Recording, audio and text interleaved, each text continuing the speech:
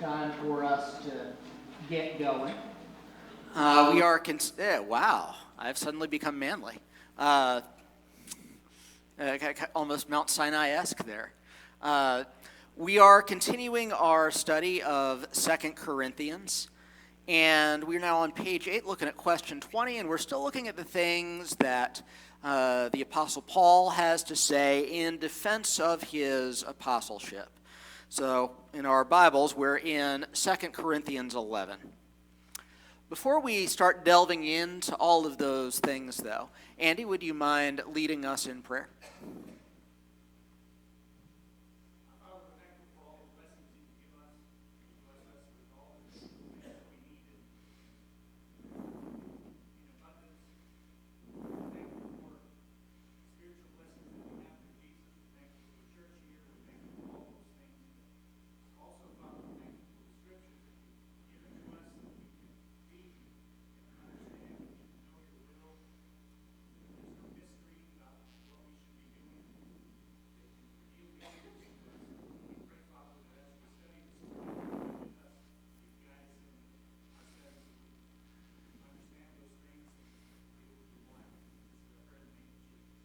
Amen. All right. We're going to start off by looking at questions 20 and 21 in our lesson books. So to begin things, is there anyone here who would like to read 2 Corinthians 11, and we'll just do 16 through 27? Anybody who'd like to read that? Kind of a long reading. I don't think there are any names in it, though. 2 Corinthians 11, 16 through 27. Who would like to tackle that? Ken, thank you, brother.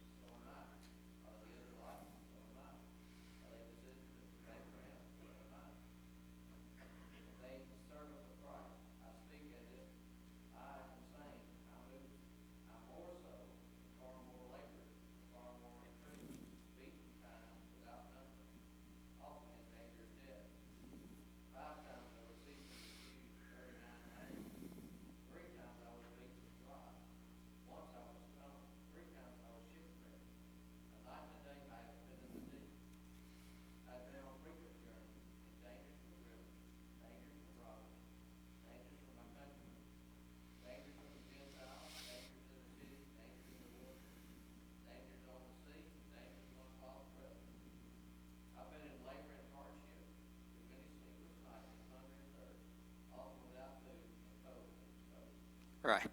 Thank you very much, brother. So let's look at question 20 here. It asks, according to 11, 16 through 18, what is it that Paul would prefer? What will he accept? Why? And what has driven him to this? So, what does he say he would prefer right there at the beginning of verse 16? How would he like to be treated? Yeah, he says, I really don't want y'all to treat me as a fool, but what is Paul willing to accept? Yeah, that if you are determined to treat me like a fool, then accept me. And why? What advantage does he see in being treated like a fool? It's kind of an odd thing for him to say. Yeah, that he can boast a little bit. And what has driven him to this? Who is he looking at that says, you know, guys, if you're going to treat me like a fool, then at least let me boast like a fool would? Who is he looking at with respect to this? What has he seen? How has he seen the Corinthians interact with others? Andy?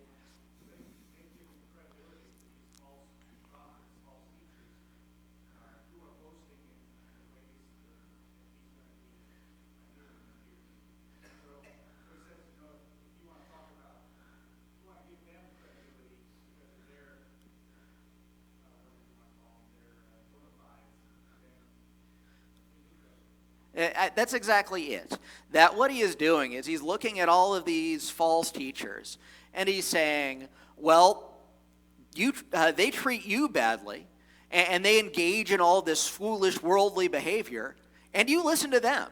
So now I'm going to engage in this foolish worldly behavior so that you will listen to me too.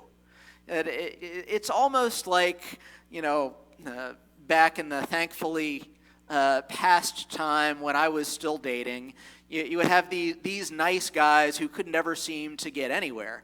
And then they'd watch as all these girls would pursue jerks. And periodically you'd have the nice guy say, well, I'm going to be a jerk so they'll be interested in me. Now, this is kind of the same thing that Paul is saying, you guys appear really to relish bad treatment, so I'm going to start treating you badly. And of course, this is complete sarcasm on Paul's part. This is not actually who he is. But it emphasizes the extent to which he has been driven to distraction by the way the Corinthians are treating him. That he just doesn't know how to get through to them, and so he's trying everything. Anything else here? Okay, let's look at question 21. In 21 through 27, what point does Paul make about the boasting of others? How does he back up this claim? Does everything in this chronicle also appear in Acts? And what should we learn from it?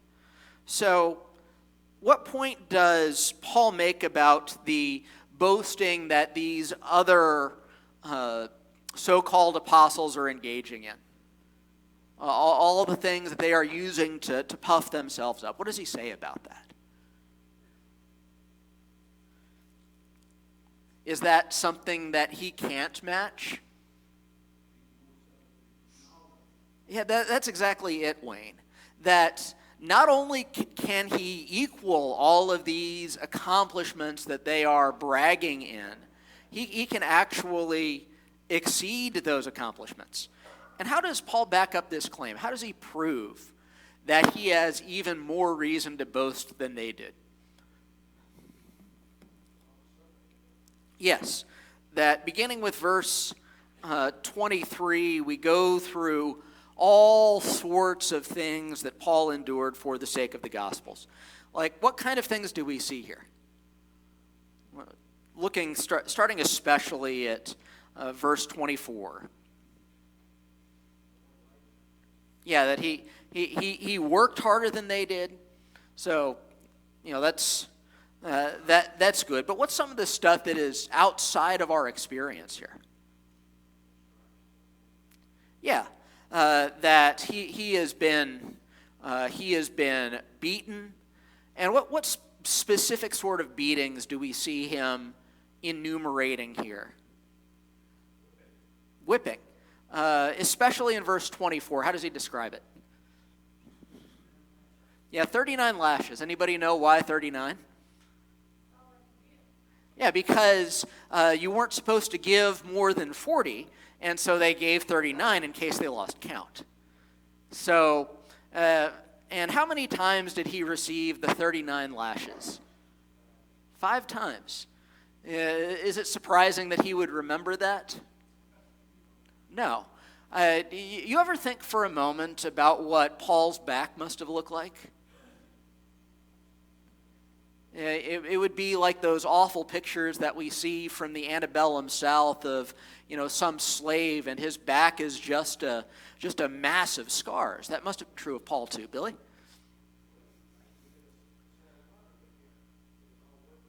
Yes. That's the astonishing thing, is that here you have a man who has just been laid open. Because was the 39 lashes all that he got in terms of beatings? Yeah, he was stoned. And what in between those things? Beaten with rods. Wouldn't that be fun? You get somebody, have a stick about that thick, and they just lay it on you. And as Billy said, that to just keep on enduring that level of physical punishment, either you were just an idiot, or you are animated by something that can't be touched by physical pain. And that's where Paul was, that he was willing to endure all that stuff for the sake of the gospel. What are some other things that we see here very quickly? Yeah, he was shipwrecked. Yes. So, yeah, 3 shipwrecks, and one of those shipwrecks, he was just floating along on the wreckage for a night and a day. That sound like a fun time? No, not very enjoyable either. Anything else here that jumps out to any of you?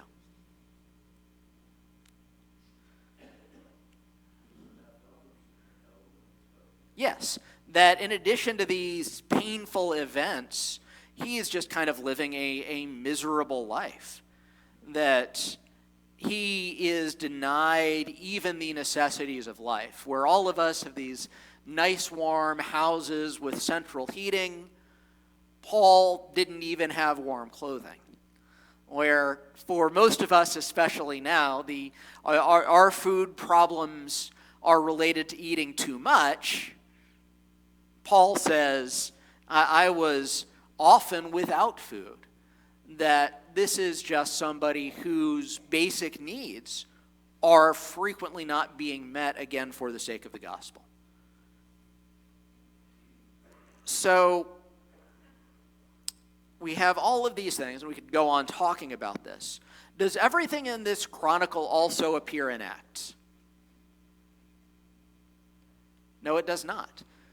For instance, how many times do we see Paul shipwrecked in Acts? There's once. It's the famous shipwreck off the coast of Malta in Acts 27. But here Paul says, I've been shipwrecked 3 times. So, two questions. First of all, what does that tell us about Acts and all of the other New Testament histories that we see in the Gospels? Are those things exhaustive chronicles of everything that happened in the lives of Jesus and the apostles? No, they're not. That everything that they say is true, but none of them are comprehensive. That even Luke, when he is talking about Paul, and Luke and Paul were very close, even when Luke is talking about Paul, he doesn't relate everything that Paul went through. And that is important to remember, because have y'all ever run into somebody who tries to say that there are contradictions in the Bible because Matthew will mention this event and Luke doesn't mention it?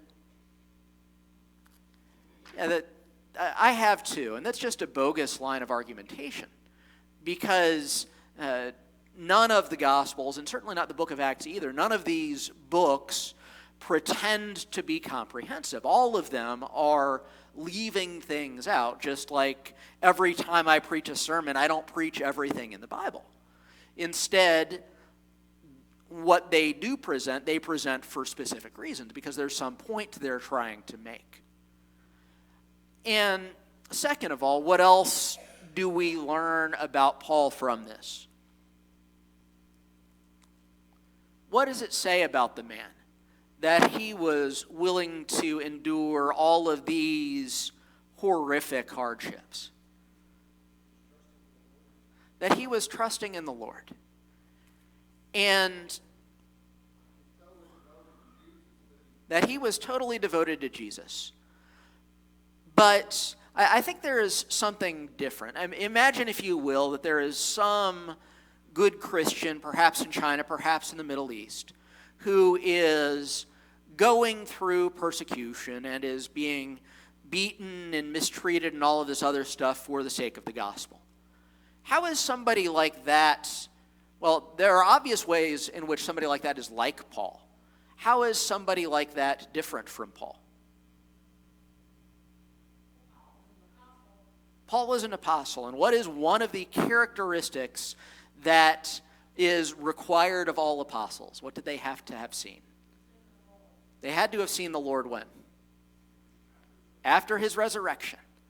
So you have Paul who is going around and preaching Jesus who died and was buried and then rose from the dead. And he says, I believe these things, those really happened, and I am so sure that they happened, that I am going to undergo all of this horrific suffering. What does that show us about Paul's sincerity? Did he, Andy? Yes. Paul absolutely 100% believed that Jesus rose from the dead. And you will sometimes run into people who call that into question. They'll say things, well, Paul just did what he did because he wanted to get in on the ground floor of this new religion. And that's ridiculous. There are many much less painful ways to get in on the ground floor of a new religion. That instead, what's going on here is this is somebody who believed that Jesus was risen and was so sure that Jesus had risen that he was willing to undergo suffering. Lee?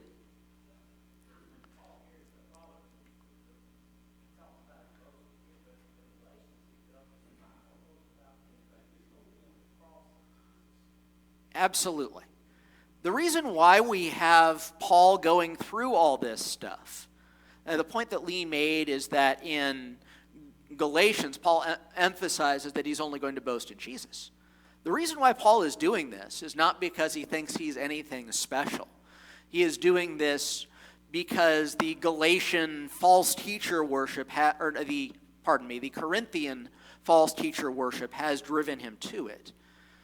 But really what Paul would rather be talking about, what Paul would rather be boasting in is Jesus. And that once again gets back to his conviction that Jesus really was the Son of God and he had seen things that proved it. And Ken?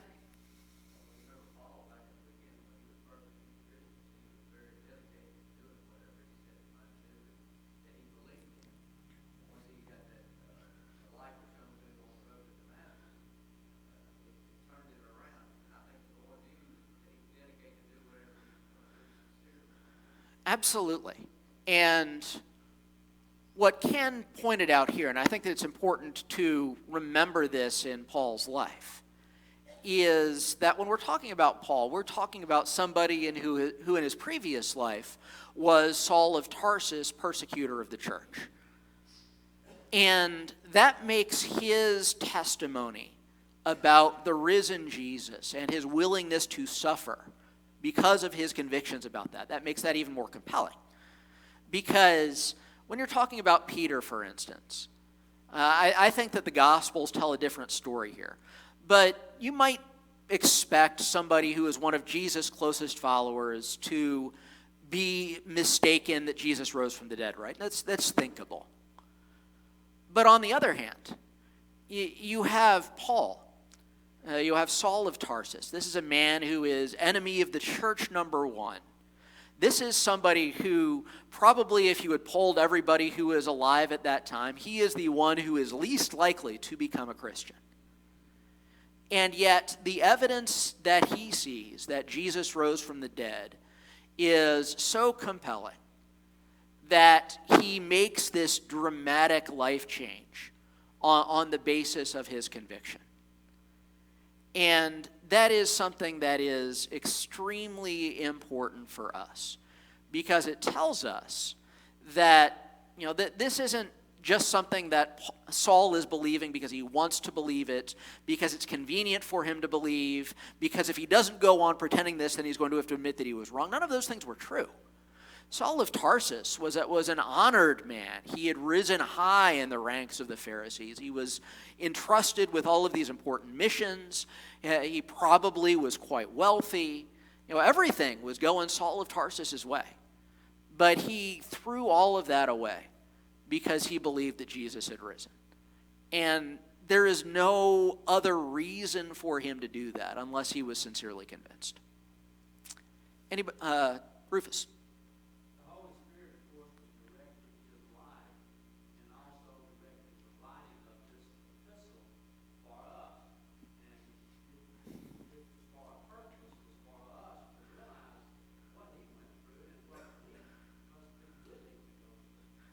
Absolutely. That there are many applications from this passage. On the one hand, you see this evidence that bolsters our faith in the narrative that the New Testament presents. But on the other hand, as Rufus points out, we also see here what we ought to do, what we ought to be willing to go through if we are sincerely convinced that Jesus rose from the dead. Because if you really believe that Jesus rose from the dead, that doesn't just change your life a little bit. That transforms your life completely. Because if Jesus is Lord, then what he holds out is the hope of eternal life. And if Jesus is not Lord, then he offers nothing. So it really doesn't make much sense to be a lukewarm Christian. Either you believe this and you commit your life to it, or you don't believe it and you have nothing to do with it. Those are the only proper responses to the evidence of the gospel. And what we see from Paul is what being committed to the gospel looks like. Anybody else? Harvey.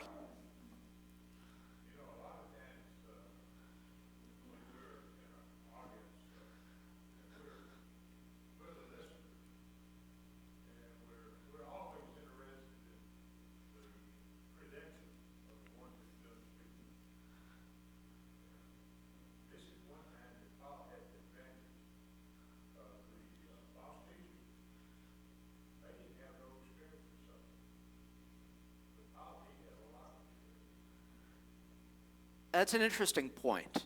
That what Harvey is saying, for those of you who can't hear in the back, is that when we are listening to, for instance, a lecture in a university, we want to know that the one who is giving the lecture is somebody with the education and the credentials to speak knowledgeably on this topic. But what Paul here is doing is he is credentialing himself as a disciple of Jesus. That it is his suffering that shows that he is genuine. But isn't that kind of a really weird form of credentials? But wouldn't we feel odd, if we went to an evening lecture at Columbia State and the guy gets up and he says, well, I've been beaten, I've been shipwrecked, I've been stoned, and that's why you should listen. Typically, we want to hear about like university degrees and years working in the field and all that kind of stuff, don't we?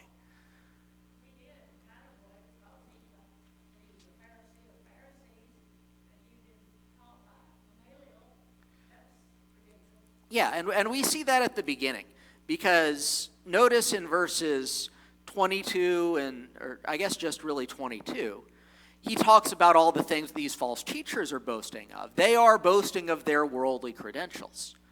And Paul is saying, well, these guys, they have their credentials, so do I, but now let's consider my real credentials, these things that they can't match. So it is interesting that these things that do not impress the world ought to impress us as disciples. Al?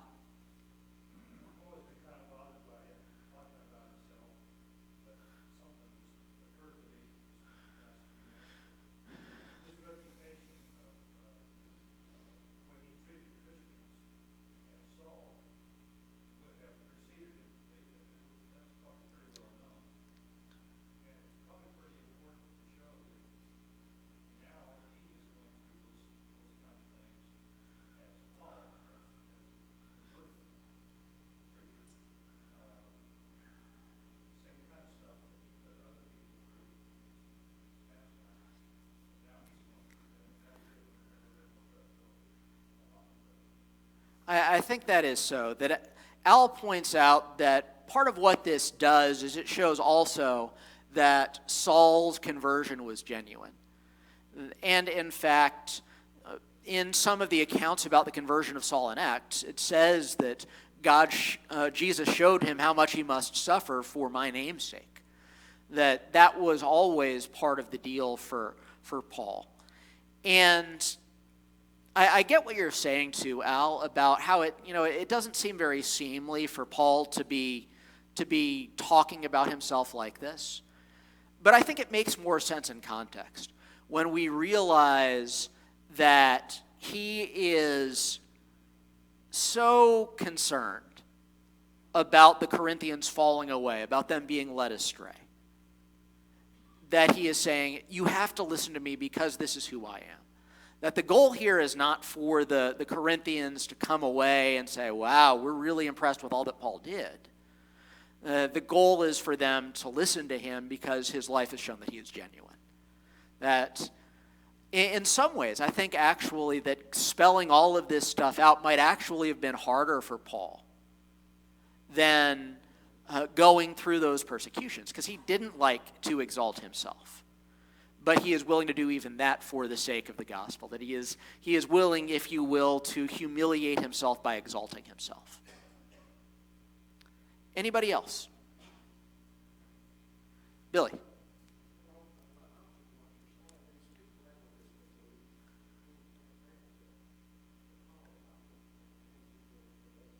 Yes. Yes, that from beginning to end of 2 Corinthians, Billy, and I dropped my book all over the world, that's exactly what we see, is that you have these false teachers who are trying to exploit the Corinthians. And Paul is trying to help the Corinthians. He's acting always for their good, and yet Paul has this frustrating experience of watching them listen to the false teachers instead of listening to him. And so that's why he's saying what he says. And I'm sure that many of you have had that same experience where there is somebody you love and that they're torn between listening to you and listening to somebody else. And the somebody else does not have their best interests in mind. And yet what they do is they're listening to somebody else even though you are sincerely trying to help them. And that's where Paul is. That these are people whom he cares about very much. And it just grieves him to the core that they are being led into apostasy. Anybody else?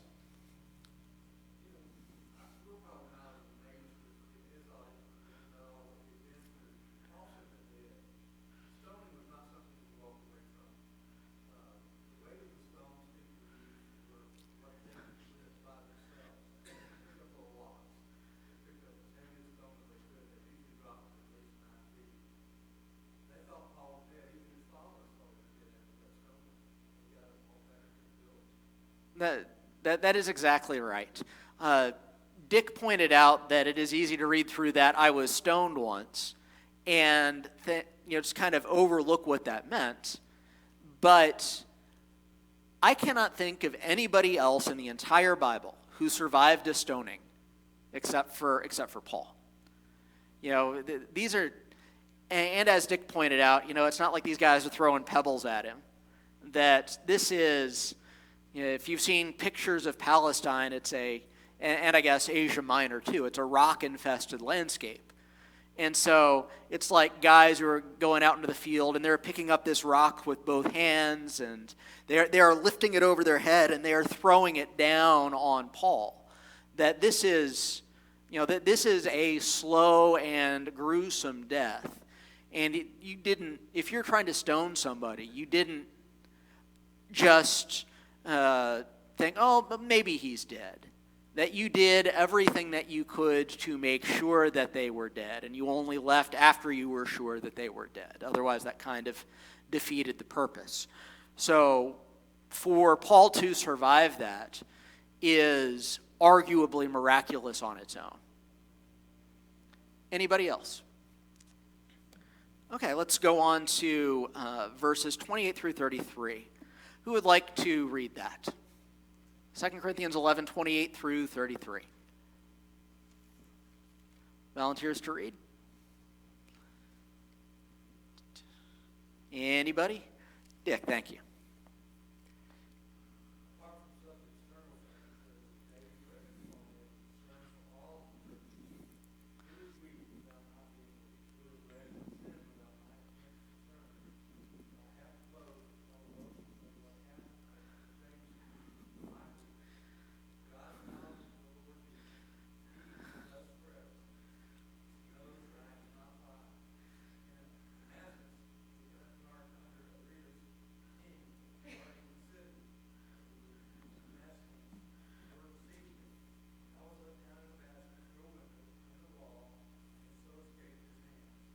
Right.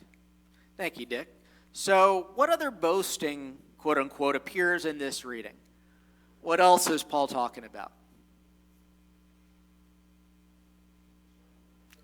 Yeah, first of all, we see his concern for the churches, that it's not just the Corinthians with whom he is emotionally caught up, that he is concerned about congregations all over the Mediterranean. And so as he hears of brethren who are struggling spiritually or they're falling away, those things are putting him through just as much suffering as the rest. And that's something that I think we can experience today too. Because is there any misery that is greater than watching somebody you love fall away? And that's what Paul is saying, that it's not just his family members. This is hundreds, perhaps thousands of people all over the Mediterranean, and he is feeling the spiritual struggles of every one of those people. So we see him pointing out the suffering that his brethren are putting him through, like the Corinthians. What other boasting? Yes, he is boasting in his weakness. And what specific event does he cite in this reading as an example of his weakness? Well, we have the thorn in the flesh in 2 Corinthians 12, and I definitely agree that that is part of this context, that this is not a great chapter break here. But what have we got at the tail end of 11? Yes, he is escaping from Damascus, and this was a heroic escape, right? Where he gallops out of the city on horseback while holding off his pursuers with his dashing sword work and all the rest. No, how does he escape from Damascus? Yes, he is let down from a window in a basket. That doesn't seem very heroic, does it? That in fact, if Paul had been apprehended in that, then wouldn't the enemies of the gospel had a great time laughing it up about Paul's humiliation? Look at this guy. We caught him hiding in a basket. What a hero. And Paul is making it known that this is what he did. Not because he was afraid for his own life's sake, but because he wanted to continue preaching the gospel. So how would the world rate all of these things? What would the world think of this guy who is deeply emotionally invested in all of these people who don't care about him and who has to hide from his enemies in a basket? Does this seem like a great hero?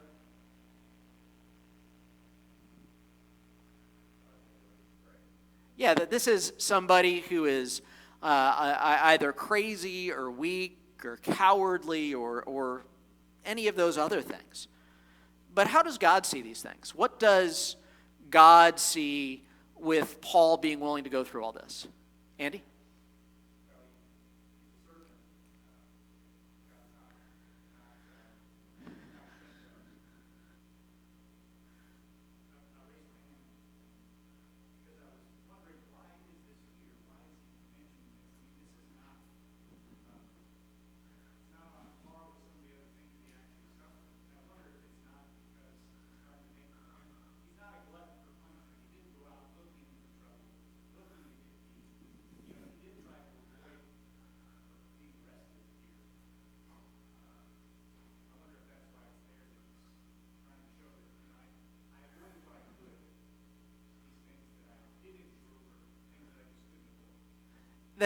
There's some logic to that what's going on here is that Paul is pointing this out because he doesn't want people to think that he is just some sort of masochist and he's going around and just enjoys getting beaten and all this other stuff, that he does try to avoid it.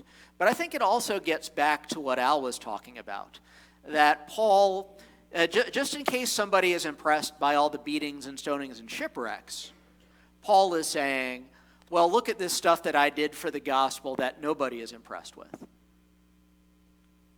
So I think it's probably serving multiple functions. So we have all these things that don't matter to the world or look bad to the world. How does God rate these things? Yes, that these are things that show his faithfulness. And so too for us, that the things that reveal our genuine willingness to follow Jesus are not the things that impress the world. They are the things that impress God. Anybody else?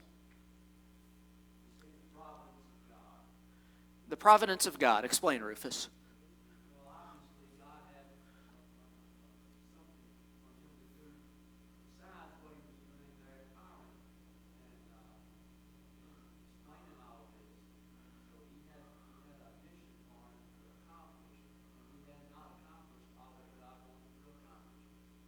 That is so.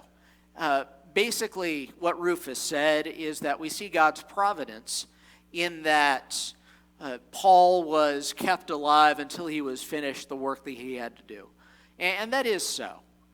Because, what this reminds me of almost is kind of a video game where you're playing through the video game and you're in level 1 and you're not very good yet, so your character dies. And then what do you do once your character dies in the video game? Well, maybe you give up, but what are you more likely to do? Yeah, you are more likely to start over. That Mario starts out again on level 1, and over time you get better despite multiple deaths as you learn to navigate your way through all these hazards.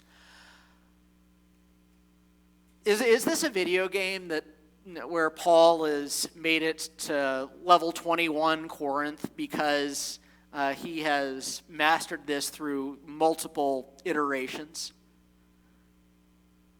No, this is his life. This is somebody who, without dying even once, managed to navigate his way through all sorts of hazards and perils and dangers and difficulties, and is still alive to write this to the Corinthians. And maybe Paul was really lucky, although that would be an odd definition of luck. But I think the far more likely explanation is the one that Rufus gives, which is that this shows God's providence. That God was simply not going to allow Paul to die, even at times when he might have preferred to die, until his course was finished. Anybody else?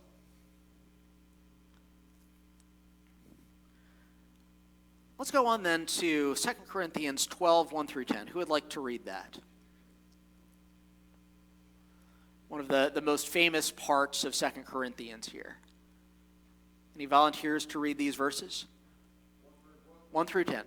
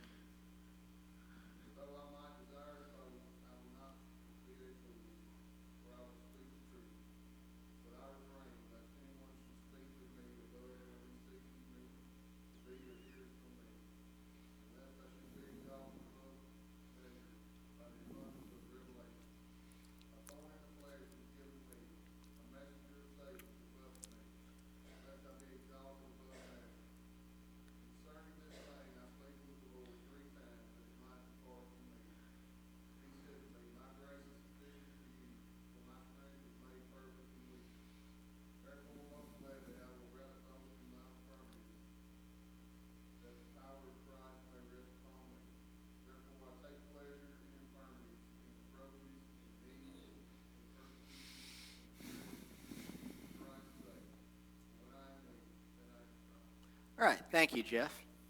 So, according to this reading, what other boast-worthy experience did Paul have? what happened to him because of it, what was the outcome of this problem, what was Paul's perspective about it, and what lessons should we learn from this?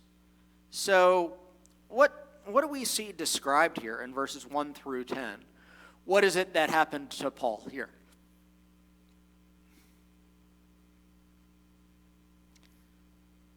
It's couched in some interesting language, but I think that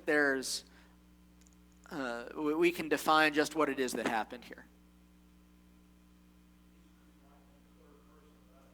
Yes. Yes, that is exactly right. That even though he's talking about, I know a man in Christ, he's not really talking about somebody else. He's talking about himself because he doesn't want to claim this for himself openly. And he says that he was caught up into the third heaven. What's the third heaven? Yeah, heaven. How does that work? Why three?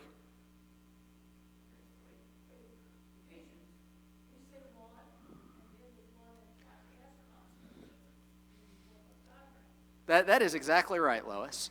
That biblically speaking, there are three heavens. There is heaven, the heavens, that is like the sky.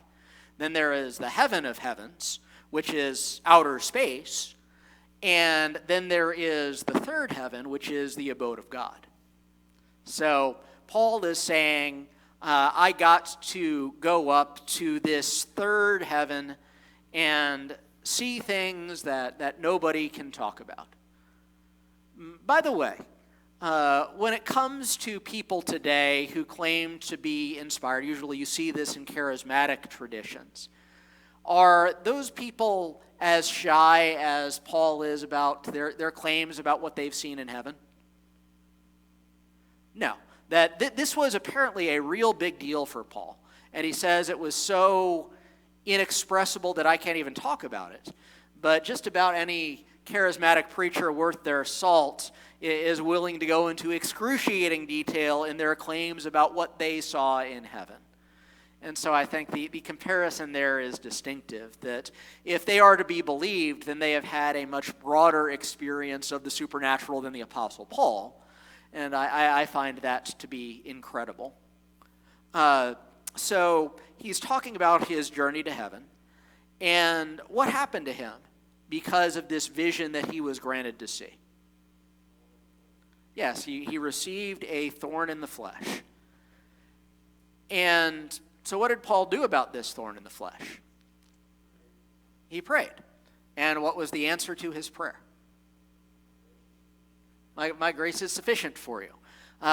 Which, if we wanted to shorten it down, he's asking, remove this thorn in the flesh. And God is saying what? God is saying no.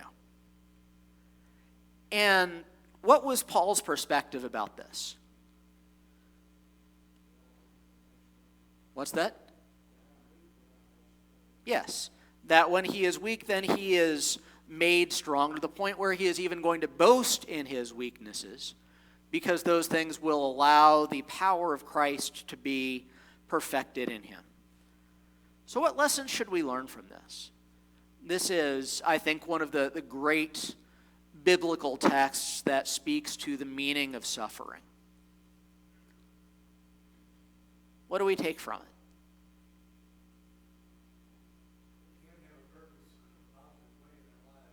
Yes, that sometimes suffering exists in our lives because it is spiritually necessary that it do so. And this is something that I think we naturally don't want to consider. Because, is there anyone here who has had every prayer that they have ever prayed answered the way they wanted it? No. That all of us have had times in our lives when God says to us, my grace is sufficient for you. And does that mean that we weren't praying in faith? No. Does that mean that God is mean and is breaking his promise? No. That it is certainly according to his will. Andy?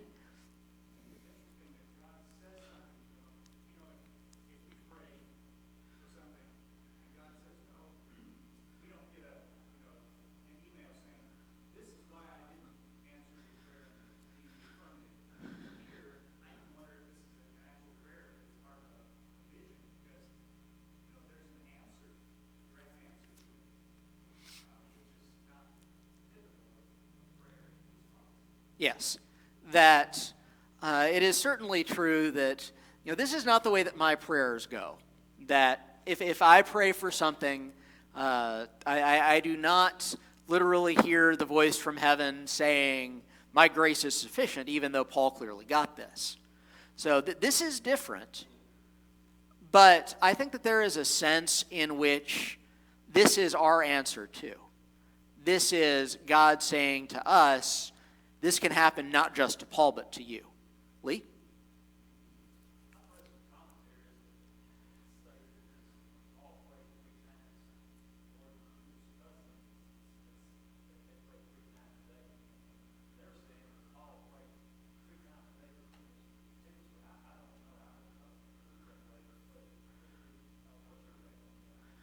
That's certainly possible, because it's one of the Psalms that talks about praying morning, noon, and evening. That's why we have that hymn, "Unto thee I will pray morning, noon, and evening." That's quoting a psalm.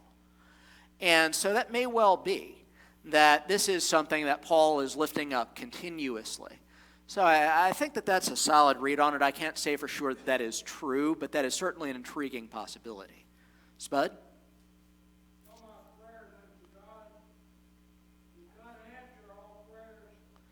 God answers all prayers, yes.